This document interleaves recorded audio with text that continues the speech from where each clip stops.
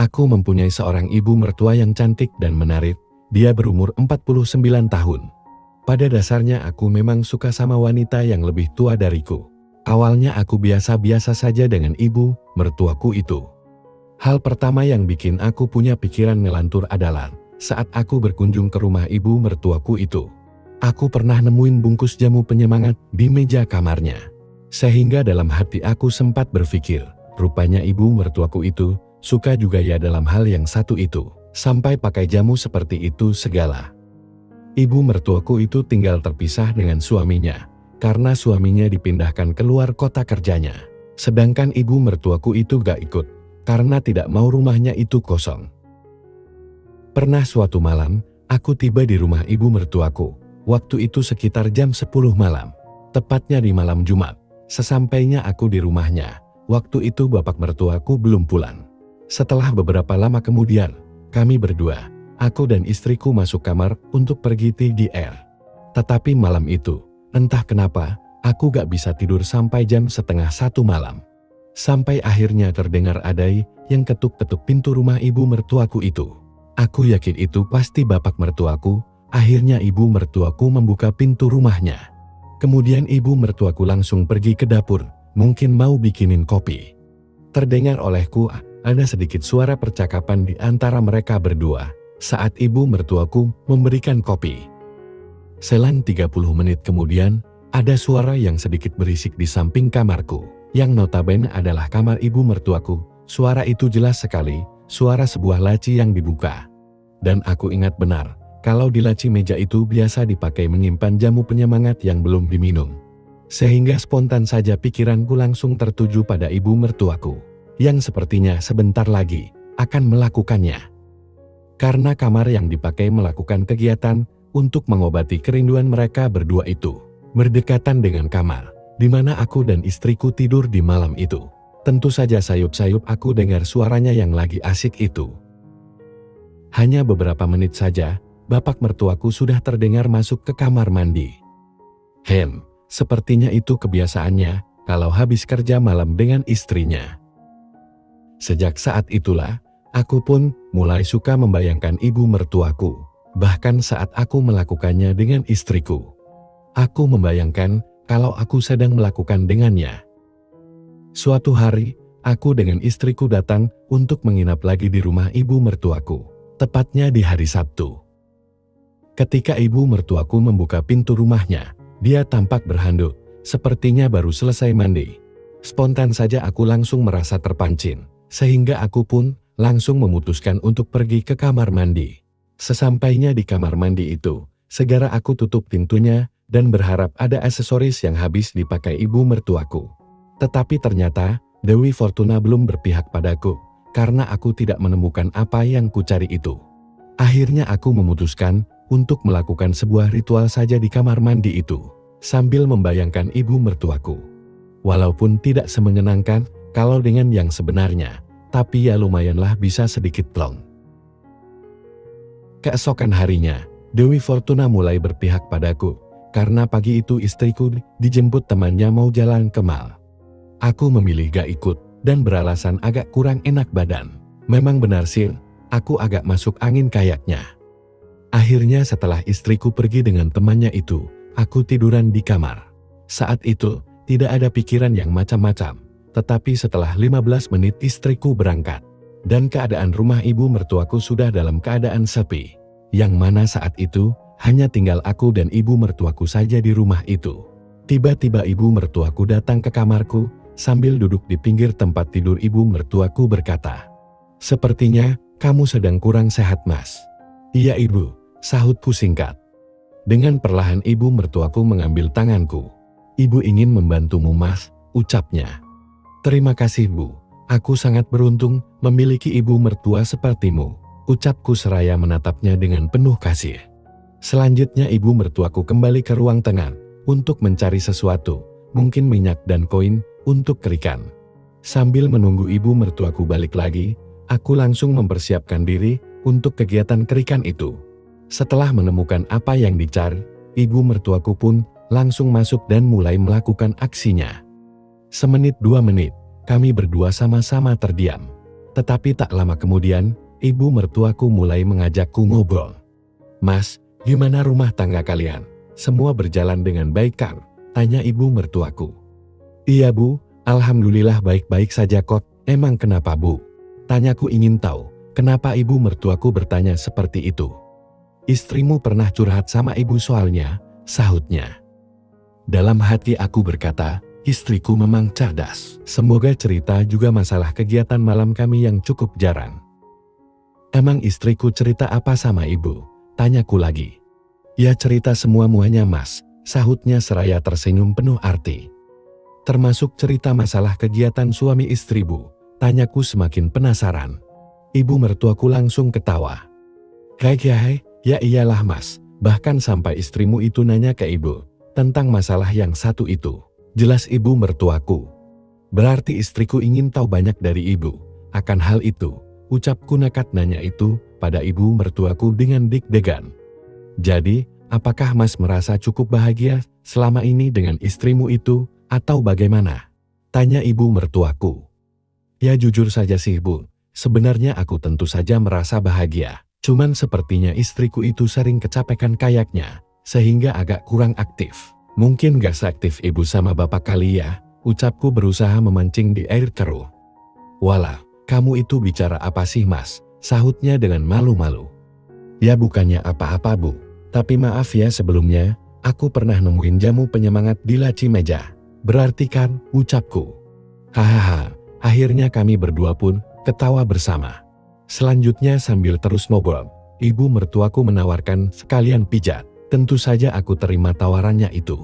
Akan tetapi, dengan berbagai cara aku terus berusaha agar ibu mertuaku itu semakin terbawa pada suasana romantis. Ternyata usahaku itu membuahkan hasil. "Sebentar ya mas, ibu cuci tangan dulu," ucap ibu mertuaku seraya berlalu. Batinku pun bertanya-tanya, kenapa ibu mertuaku pakai acara cuci tangan segala. Waduh, bisa happy ending nih, batinku. Tak lama berselang, ibu mertuaku kembali masuk dan membawa lotion. "Yang depan sekalian ya mas," ucapnya. "Boleh bu," sahutku. Kemudian dengan pelan tapi pasti, ibu mertuaku mulai mengerjakannya. Aku pun semakin yakin kalau ibu mertuaku itu sudah dikasih tahu oleh istriku. Di terminal mana saja yang dengan mudah aku akan mudah terpancing. Akhirnya setelah beberapa menit kemudian, ibu mertuaku tanpa memberikan aba-aba, tahu-tahu sudah berusaha memulainya. Tentu saja aku tidak berusaha menghindar ataupun melarangnya, karena kesempatan itu memang sudah lama aku harapkan darinya. Tentu saja aku pun tidak tinggal diam. Dengan segera aku pun memberikan respon atas apa yang dilakukannya itu. Aku berusaha untuk membuat ibu mertuaku itu juga merasa senang dan merasa siap untuk segera aku antarkan ke puncak.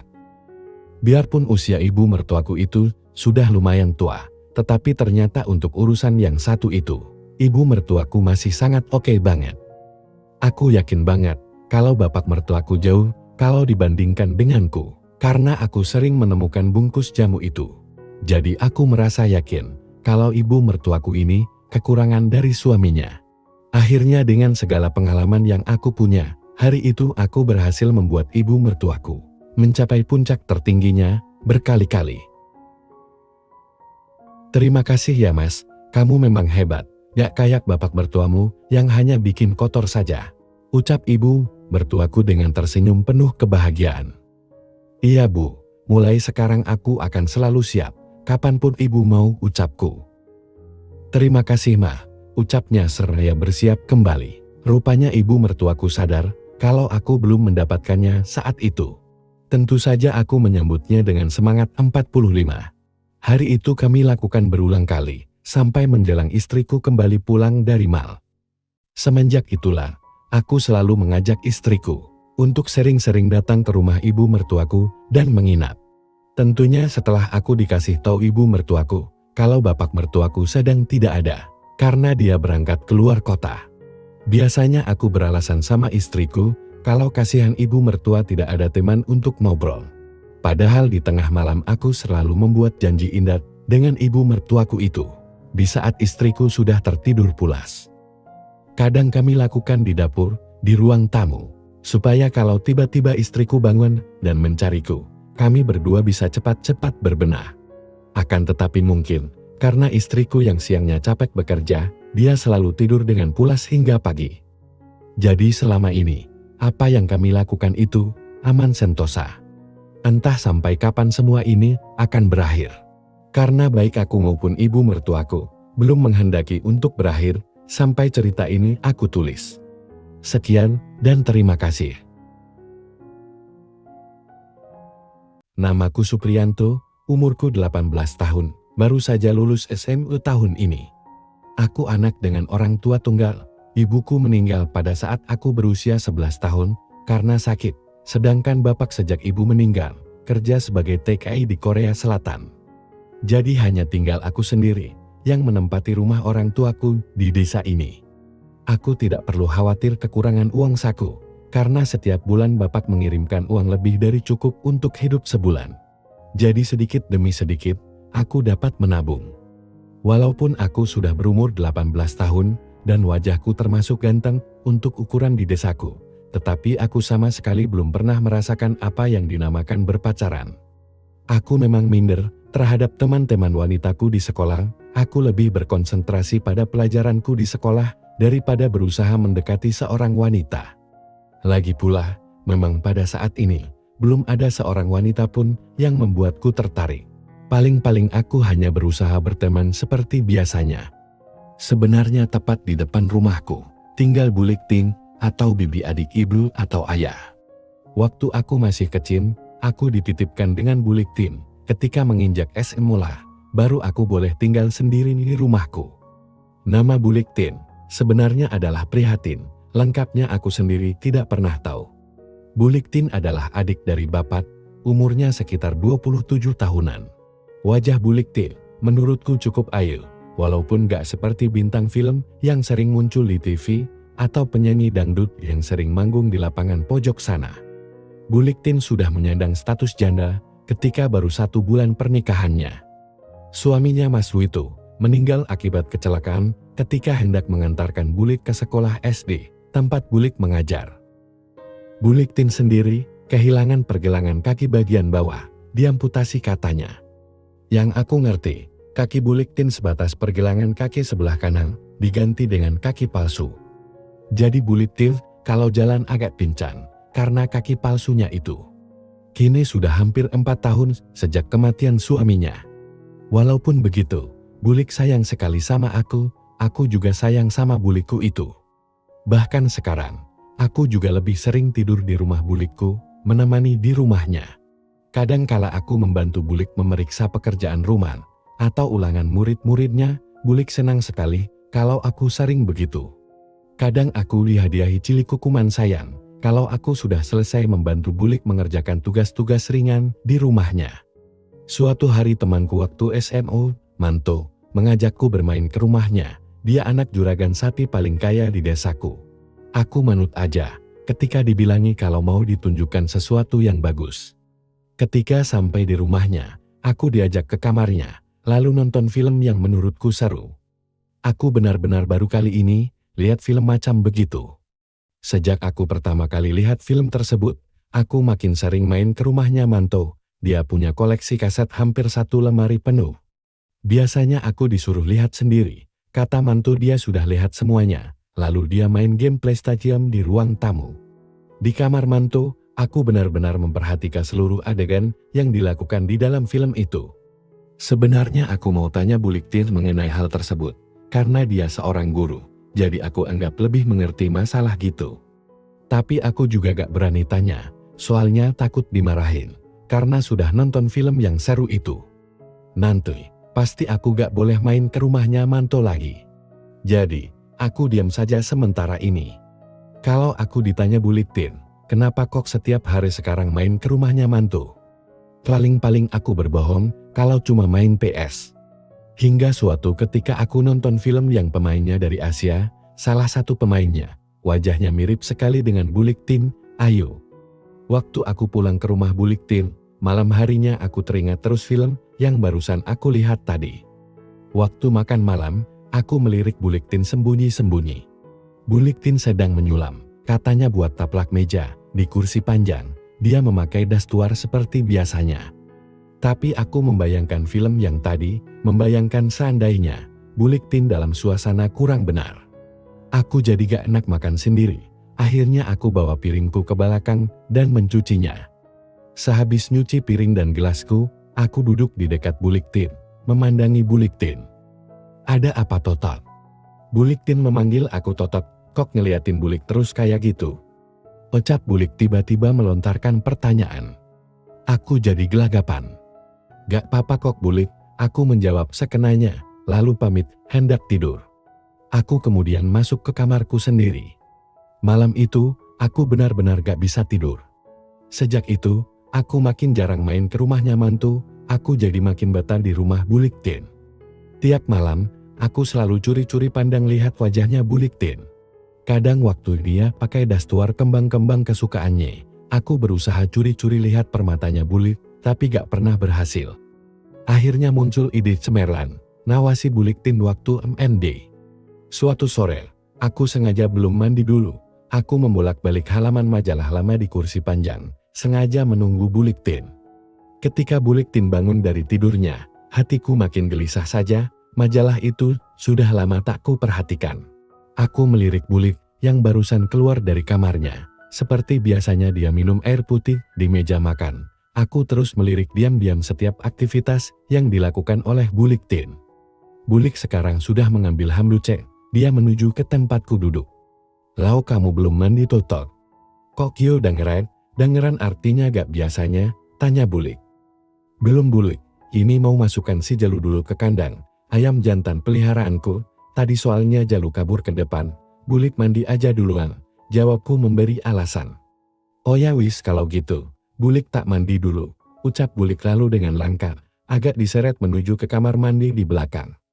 Kamar mandi di rumah Bulik Tin memang hanya bertembok sedikit tinggi di atas kepalaku, selain itu pintunya hanya sen yang sudah lubang sana-sini.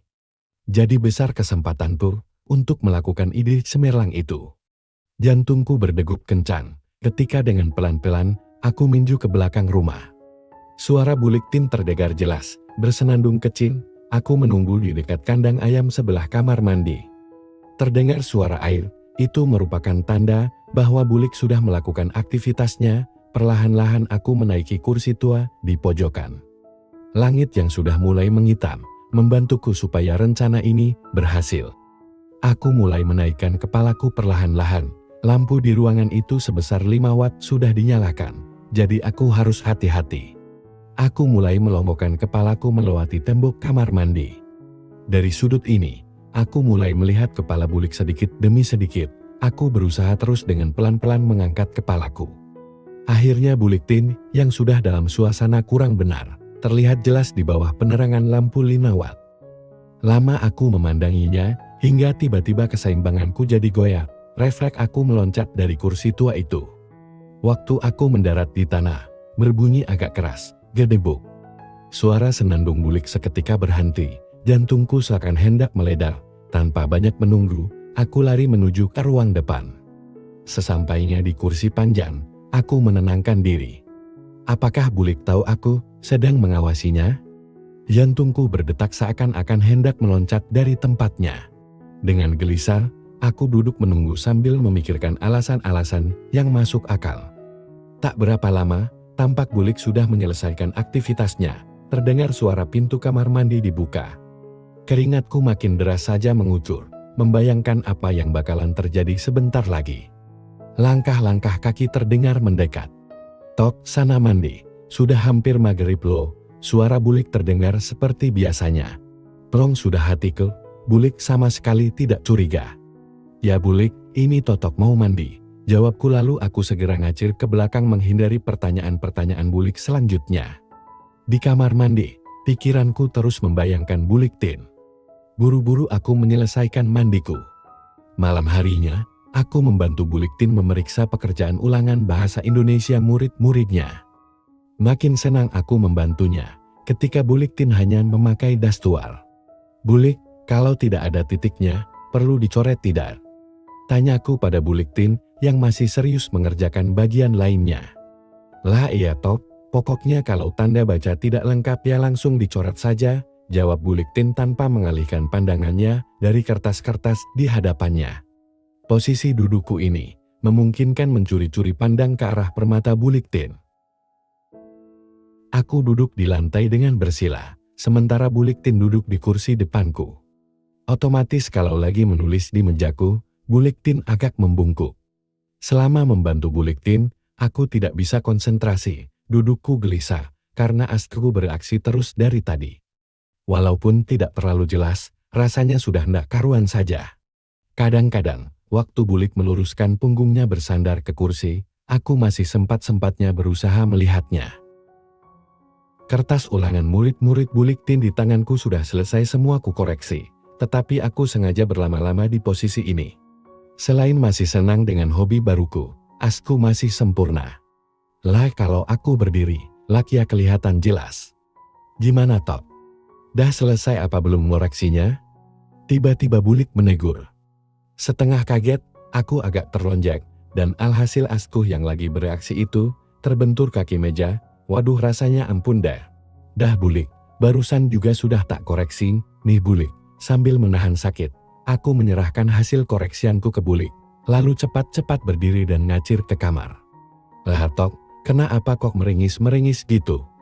Tanya Buliktin melihat aku ngibrit ke kamar, sambil menahan sakit.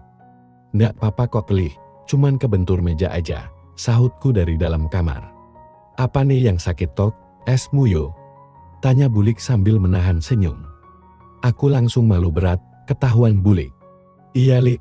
Makanya ini seganti, jawabku dari bilik kamar. Hati-hati Tong, ndak ada gantainya lo, kalau emper patar, Buliktin ketawa lepas, sehabis ngomong gitu. Aku akhirnya keluar kamar sambil tersenyum-senyum sendiri, asli isin tenan, atau malu sekali. Aku duduk bersebelahan dengan Bulik di kursi, sementara dia mulai sibuk mempelajari buku pedoman pembelajaran untuk besok pagi. Tapi memang dasar aku baru tahu hobi baru. Jadi keterusan melanjutkan apa yang tadi terputus.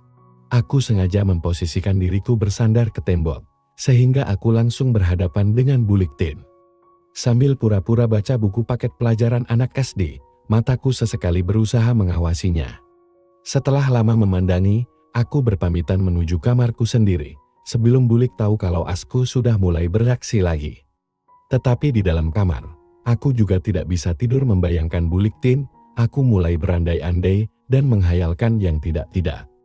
Aku mulai memikirkan bagaimana caranya supaya bisa mengawasi Buliktin lagi. Tiba-tiba terlintas lagi ide cemerlangku. Aku bertekad untuk mencobanya malam ini.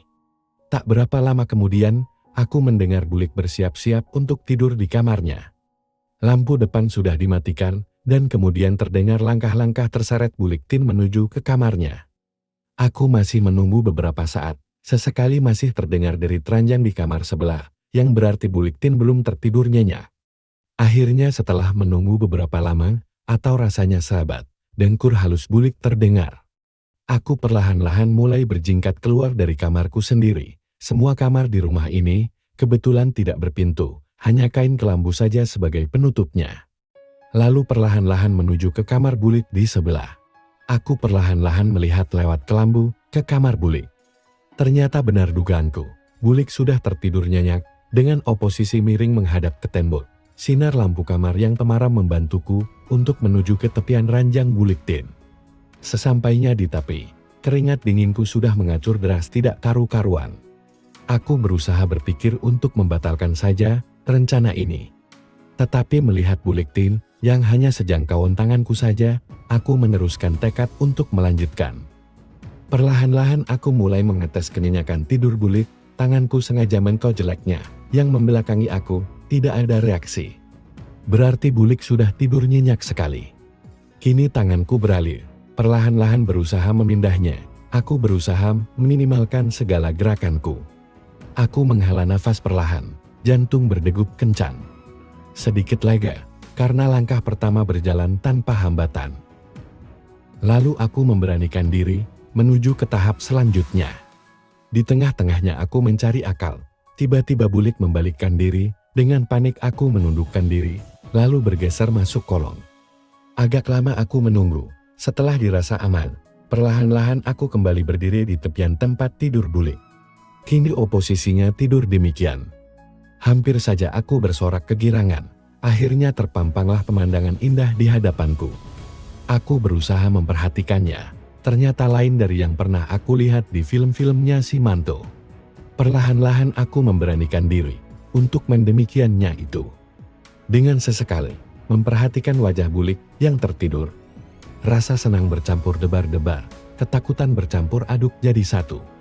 Inilah pertama kalinya aku menyentuh dan melihat ruang pribadi dari jarak sedekat ini. Setelah cukup aku memandanginya, kini aku beralih bagian, kesenangan belum terhenti. Dengan perlahan-lahan juga, aku mulai memindar yang dibawa oleh Bulik. Entah dari mana aku mendapat keahlian dan kesadaran seperti ini. Aku meneguk ludah, memandang permata perhiasan Bulik Tin. Belum pernah aku merasakan kegirangan seperti saat ini.